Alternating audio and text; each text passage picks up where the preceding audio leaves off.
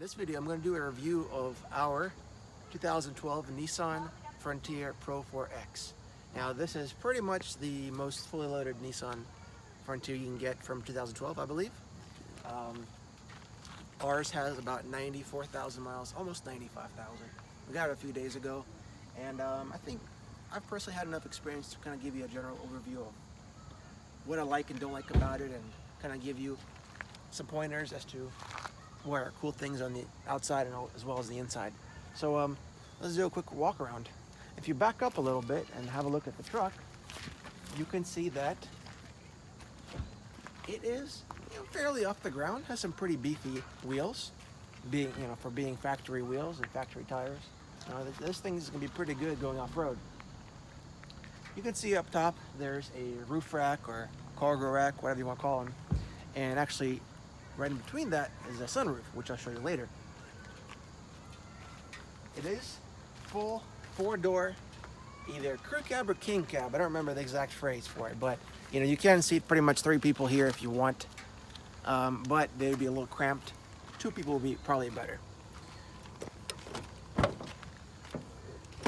There's some stuff in the back of our stuff there, but again, I'm 6 feet tall. I can fit there no problem, as well as on the other side if there was 2 of you. Let's go ahead and look in the back of this truck, in the bed. Nothing fancy in this truck other than being, of course, a very clean truck. Has very basic, tailgate supports. You can't really let it down and it's gonna go down easy. You kind of have to gradually let it down, manually. This is, I don't know if it's called rhino lining or what, but it's pretty much, this material here is almost like asphalt, so it's meant to withstand a lot of abuse. This right here, I'm not too sure what it's for, but this cover does remove.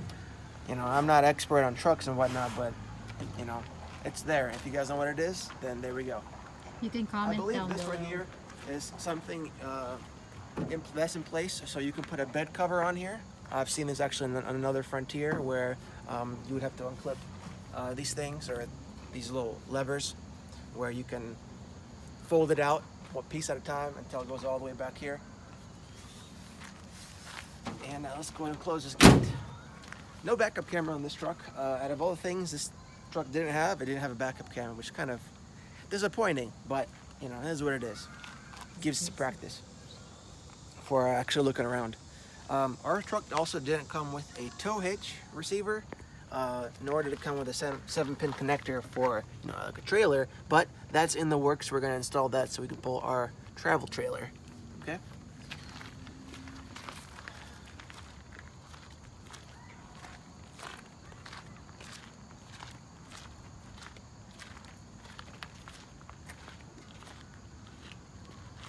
You come look up front here at the face of this beast.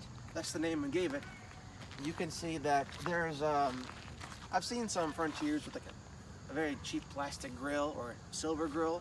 I like that this right here matches the color of the vehicle. It looks very, very sleek, very aggressive in my opinion.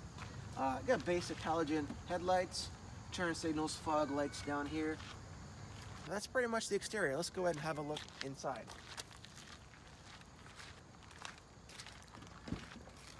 This is, of course, the automatic version. I wouldn't mind having the manual, but I think for towing trailers, automatic would be, a little bit more convenient.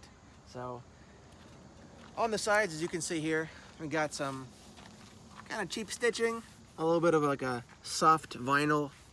Gives it, compared to this other material here, it feels a little bit more comfy.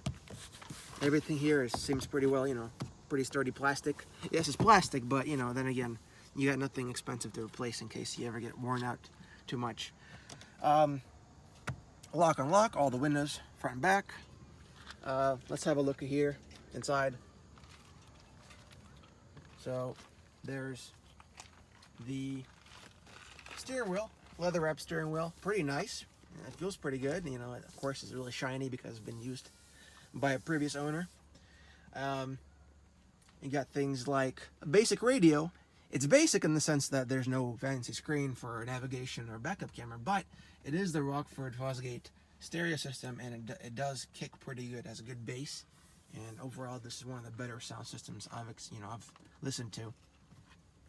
You got your air conditioning controls, heated seats, no cooled seats, excuse me. You got a 4-wheel drive switch, differential lock at the bottom over there. Have a look down there so you can see. All right. Yep. You got yourself, I believe, downhill assist, where I think it helps you brake by using the gears. I haven't used that button yet. It's this one right here, but I am gonna learn it in the future so I can hopefully use it. The automatic transmission here is 6-speed, 6 gears, with an overdrive button. It might be a 5-speed. I don't recall exactly. It's either 5-speed or 6-speed, but I think pretty much the same automatic transmission all the Frontiers come with. What else we got? Basic handbrake. Thank God they still have these. Manual start. Not by manual start, I mean like you have to use a key. Most cars nowadays have the keyless start, but this one, if you're used to having keyless start, you gotta put the key in there every single time. Maybe everybody's spoiled nowadays, but I actually like that. And you got some storage areas right here, up here, and also down there. Yep. We got a sunroof, as I mentioned earlier. Have a look up there. Very nice. For a pickup truck, it's quite nice. Almost makes you forget that you're in a pickup truck whenever you open this thing up. Yep. And again, the back seats are comfy, just like the front seats. And actually, both these seats right here are power seats, so you can go forward, back, up, and down, and no manual levers. Got some fancy stuff going on here. All right, let's have a look outside again.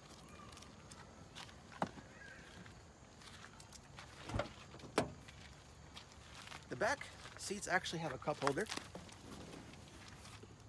Excuse me. Cup holders, excuse me. There we go. You can fit some pretty big cups in here, or bottles, whatever you like. And I believe this is nothing. It's empty, so yeah, just cup holders. No air conditioning back here, of course, but there's air conditioning up front, the vents. Got speakers in the back, as well as in the front. And if I'm not mistaken, right beneath this seat right here, on the driver's side, as a passenger in the back, there's a subwoofer. Have a look. Under the seat. Oh, this one. Yeah, that's a subwoofer. As I told you earlier, this thing kicks pretty good. So from my experience so far, let me kind of talk about the things I like and then the things I don't like. So what do I like about this truck? Well, coming from a Toyota and a Volkswagen, another Toyota beforehand, I'm kind of used to vehicles that are pretty sturdy, have pretty hard plastics, but feel like good quality. This truck feels very, very sturdy, very tight when you turn around corners. It's a little bouncy sometimes if you kind of go over some speed bumps and some potholes, but I feel like this truck isn't going to wobble around the highway at highway speed. Excuse me. It's going to be tight, like a go-kart, pretty much, right? Almost like go-kart actually. If you get around the corners and some mountain driveway or mountain drive, you're gonna forget that you're in a truck. And it's actually pretty quick. It got a 4-liter V6, 270 something horsepower, 280 something foot-pounds of torque. This thing gets up and goes. It's a little loud, which is actually a con that I don't like it that much. But it's a V6. I've heard other V6s before. They sound very similar, so it is a little noisy when you kind of step on it. But again, that might not be a problem with somebody else. Something else I don't like about this truck is the fuel economy. Believe it or not, this thing has fuel economy that's worse than my friend's 2017 Ford F-150. He has, of course, the 2.7 liter EcoBoost, and I have the 4-liter V6. Both of ours have a V6. He gets about 25 on the highway. This thing gets about 19 or 20. And if you're really careful, you might get 21 or 22. In the city, this thing is 12, 13 miles per gallon, 14 maybe. So fuel economy, not that great, but about $45 right now will give you a full tank with about 350 miles if you drive on the highway. Okay, Now, I think I've pretty much highlighted all the things worth mentioning, so let's go for a drive.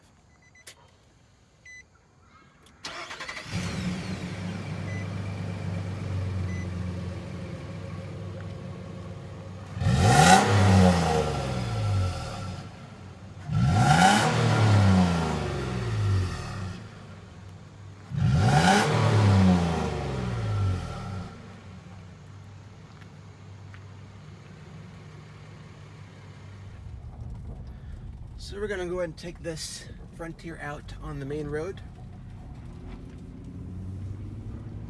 You know, at low speeds, you know, it's actually really smooth, very quiet. It keeps the RPMs pretty low.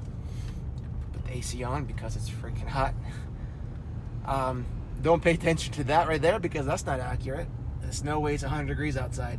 That might be a little like a defect in the temperature sensor or thermometer. But anyway, yeah, we're about to get on the main road, and yeah, it's quiet when you go in low speeds. It keeps the RPMs low, so you know it's not working too hard. We're gonna make a right here.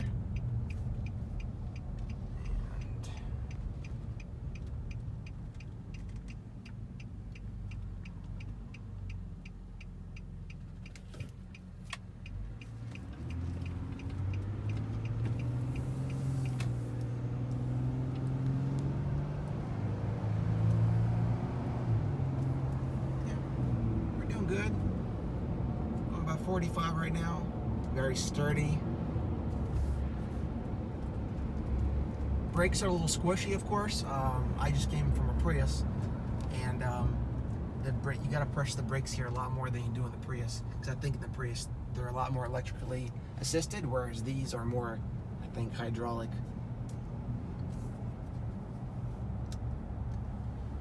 Gonna readjust the mirrors. Side mirrors.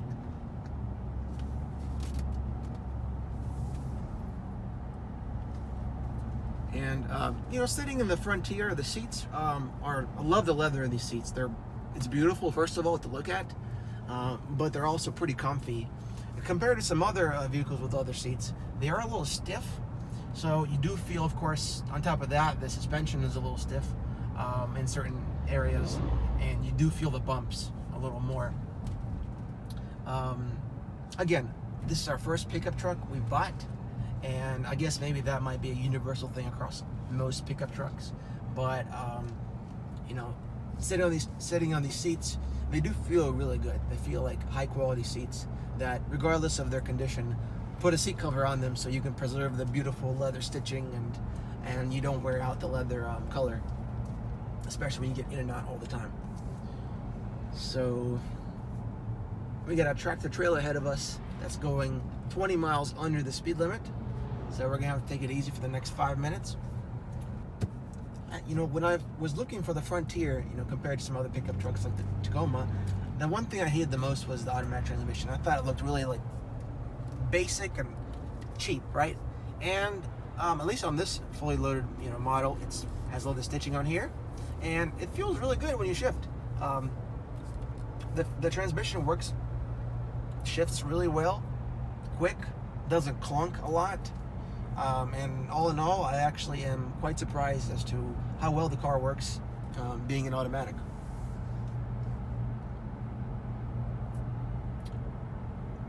I'm gonna go ahead and close the moonroof or the sunroof, and so we're not getting baked right now. It's still 7 o'clock and it's pretty darn warm. We got some beautiful scenery over here of Frederick County, Virginia. Green with beautiful blue skies. You gotta love it. It's mid-August right now, or just over mid-August, and the weather's quite beautiful.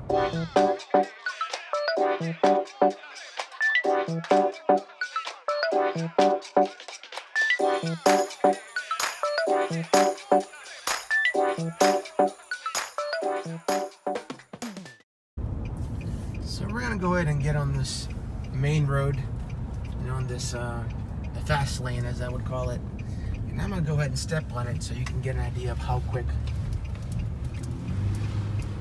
this thing is.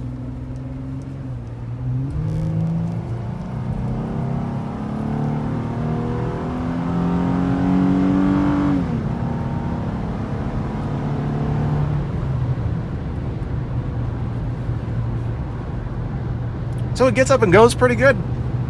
It's definitely no slouch.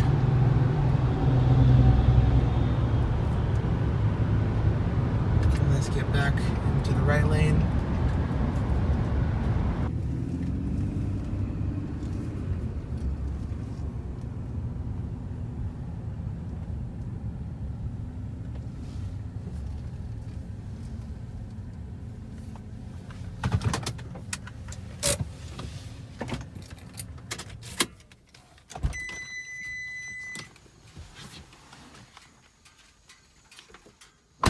And that pretty much sums up this somewhat amateur, but from a real owner's perspective, review of this 2012 Nissan Frontier Pro-4X. If you guys are in the market for a pickup truck about this size, I strongly consider you look into Nissan Frontier.